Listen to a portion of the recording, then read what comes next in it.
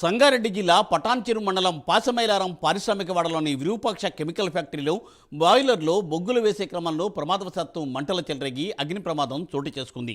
దీంతో బాయిలర్ దగ్గర పనిచేస్తున్న శంకరపల్లికి చెందిన స్టోర్ మేనేజర్ అనంతరెడ్డి, ఇదే ప్రదేశానికి చెందిన అసిస్టెంట్ మేనేజర్ శ్రీకాంత్, కృష్ణారెడ్డి, పేటకు చెందిన క్వాలిటీ అష్యూరెన్స్ మేనేజర్ హరిప్రసాద్ అనే ముగ్గురికి తీవ్రంగా గాయాలయ్యాయి.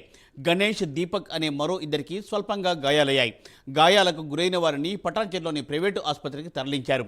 ఈ ఘటనపై బీడీఎల్ పోలీసులు కేసు నమోదు చేసుకుని దర్యాప్తును చేపట్టారు.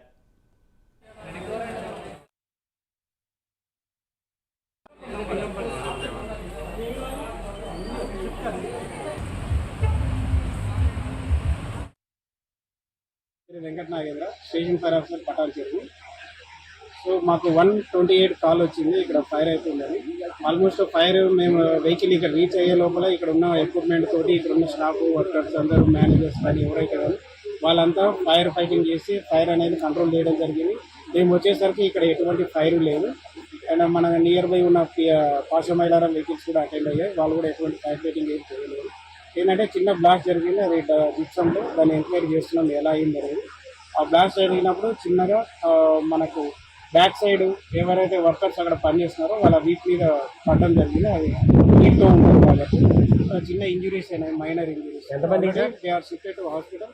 వాళ్ళకు కూడా ఎటువంటి ప్రమాదం లేదు, చిన్న గాయాలే మాత్రమే. ముగ్గురు చిన్న ఇంజురీస్ అయినాయి, మైనర్ ఇంజురీస్.